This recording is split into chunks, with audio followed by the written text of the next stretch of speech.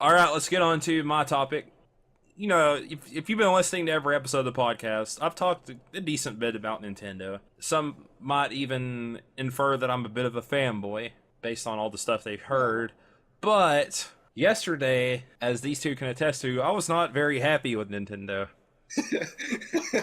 So, for those who don't know, yesterday, June 7th, we got a new Pokemon Direct, 8 minutes long. Already, I think they announced it the day before, wasn't it, Mal?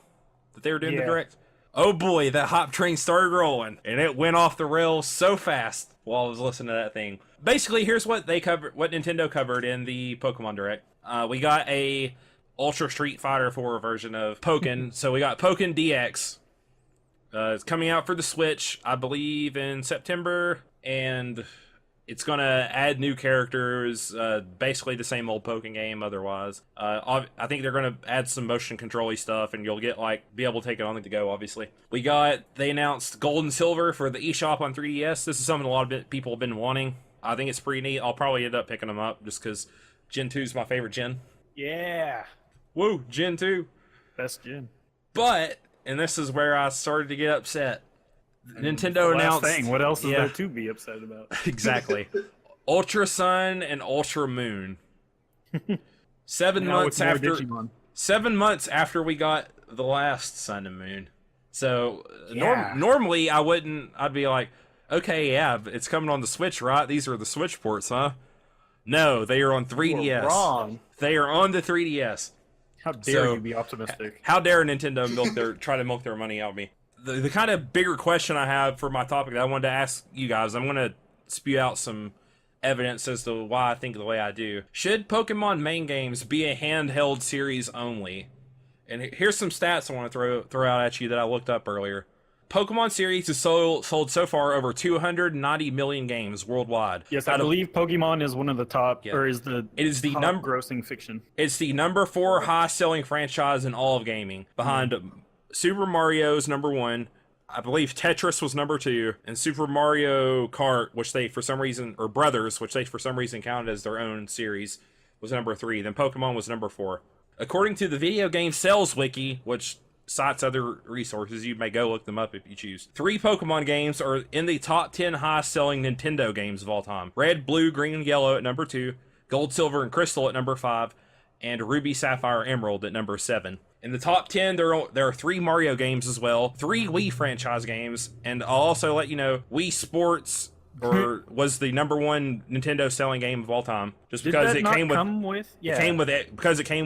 Wii. Count. Yeah. So technically, you could count Red, Green, Blue, and Yellow as the number 1 selling Nintendo game of all time. And Tetris on Game Boy was number 10, I believe.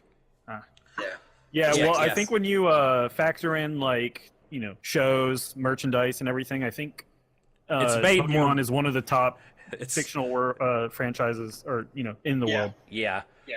Sold Red, Green, Blue, and Yellow sold higher than the original Super Mario Brothers, which is at number 3. And these Right. games have also been out not as long as Super Mario Brothers have. So I guess the point is that I understand kind of why they do it. They want to keep them on handhelds, and they want to keep selling their handheld systems. I know Japan is all about handhelds. Yeah, exactly. Yeah. And I don't know what their margins are like on their consoles. On the 3DS, I don't know how much money they make per system sold. I don't know how much they make per Switch sold. But I know one thing, the Wii U bombed. Yeah.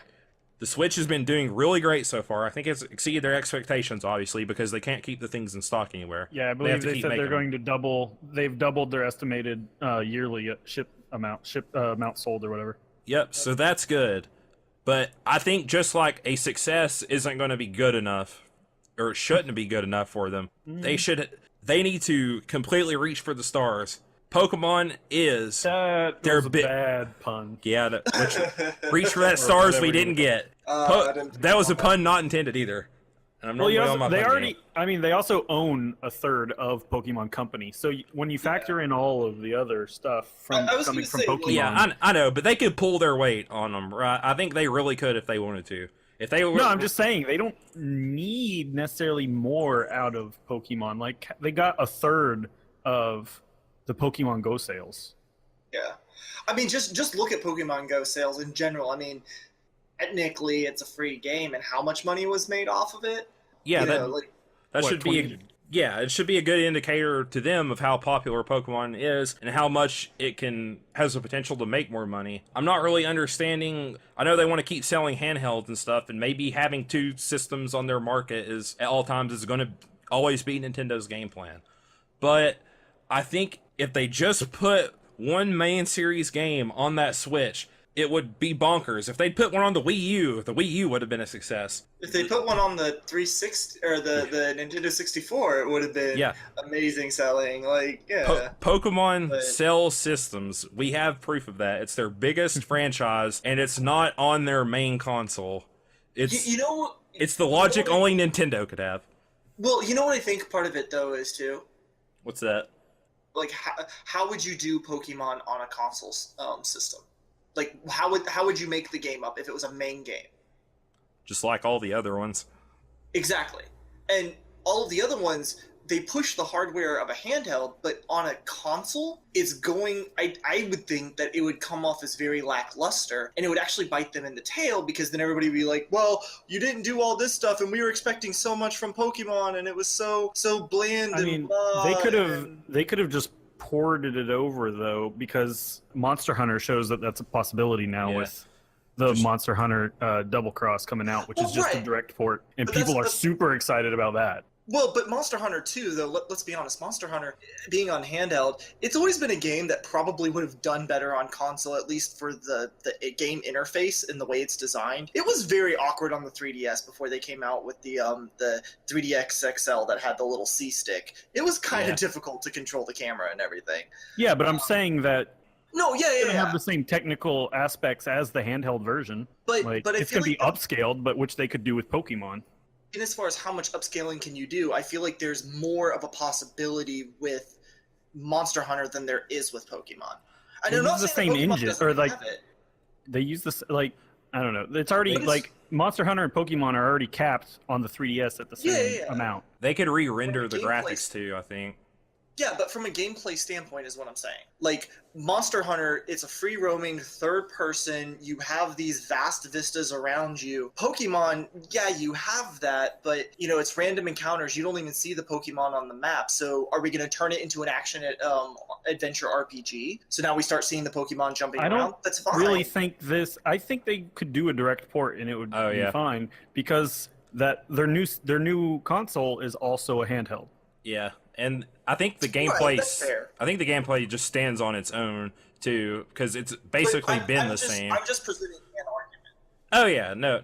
I would love to see it on console. I'm not at all arguing that they shouldn't. Yeah, I'm just presenting this is something that I can see them saying that it could be a problem because they don't see it. They see the negative backlash that the trolls on the internet, because I mean, let's be honest, the internet can be a very, very negative and toxic place if it wants to be. It can be great, but it can be that. Sure, but I don't think they'd base it on that. But I mean, game reviewers and stuff, they're expecting all of these technical masterpieces. I know we touched on that on a much earlier thing, and you guys know my opinion on the rating stuff that they do, but it's still there. It's still something that I think would affect them negatively, because then everybody, I don't know, I see them looking at it in that direction and going, people won't receive it well because they will expect more than what they can present without changing the core of the game. And if they change the core of the game, it's no longer a quote-unquote Pokemon main series game. Yeah, I still think they could just do a port of these Ultra Suns and it would go over fine. Yeah. For the most part. They wouldn't be able to keep the Switch in stock for a whole nother year if they ported this thing out. But basically everyone that I've seen reacting on the internet, not everyone, that's a bit hyperbolic, but literally 90% of people are saying that Nintendo really goofed on this and missed their opportunity.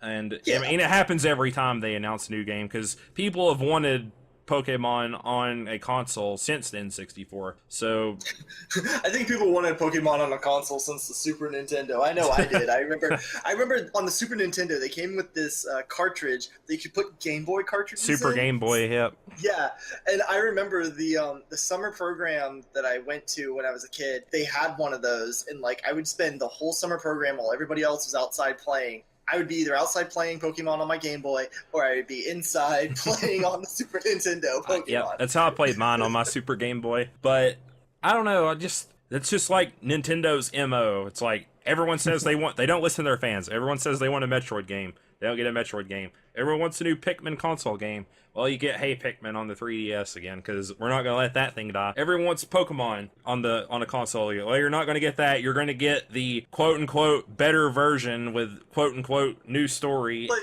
Like alternate story. 7 months later. So successful. Like, because I think the other thing, too, is that we're coming at it from the position of the gamers, you know, and don't get me wrong, there's a large majority of them with Nintendo. But I think Nintendo's core demographic is kind of the casual gamer who's like, it's Nintendo. Oh, it's another game with Mario. Okay, it's something different. Oh, well. And then they sell like 50 bajillion million buttloads of it just because it has Mario stamped on it. I'm not saying it's necessarily good practice, and I'm not saying that I'm happy with it, but it kind of is a little bit there as well. Why couldn't have they just did them both? Because the Switch has obviously been in development. You could have had it on the 3DS and on the Switch, and you would have sold a bajillion of both of them. Your new 2DS, Double XL, Birth by Memories, whatever, Kingdom Hearts bullshit. But it just, like, what are they thinking business-wise? They want this new console to do well. Put a Pokemon game on it. It's all you have to do. It's literally all you have to do. They did. Pokken. Clearly, that will save the Switch. You got a point. He's got a point. You killing me, Mal. You killing me. So I really have to fight this. Out of principle, I'm telling myself I'm not going to get this thing. At least, like, not right away. I'll probably buy it used way later on down the road.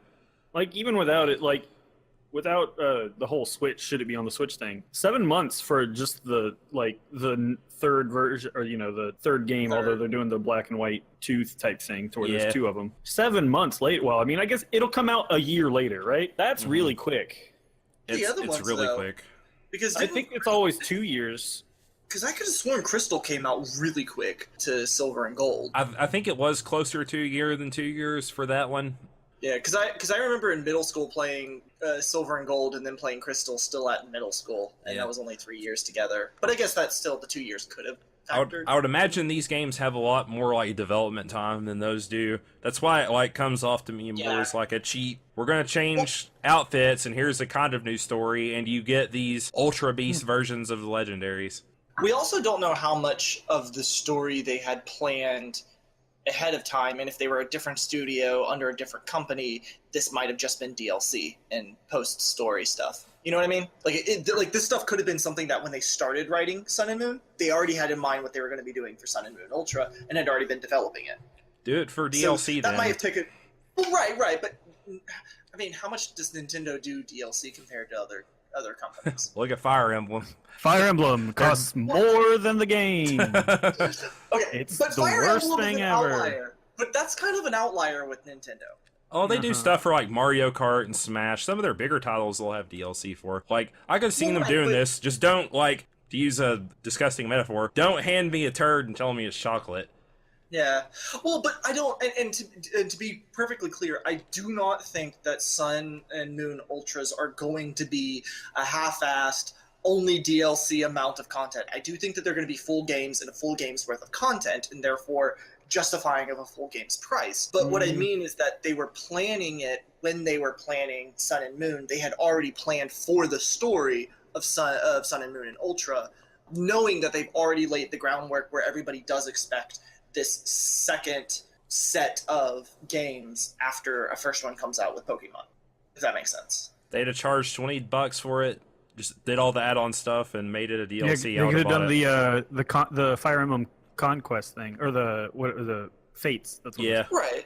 I just mean that because they might have had the story already written, that makes sense why this 7 months as opposed to something longer, because a lot of that work has already been done. That was really all I was trying to get to. Yeah, then to me it's just too samey and not worth a completely new experience. I don't know. Like, could you picture Sony doing something like this though? Like, imagine they come out with like a franchise that does better than Uncharted for them, and it's on the Vita, and they just decide they're never going to put it on PS4 or the PS5 or whatever. There's a reason Sony does better than Nintendo. I think this is one of them.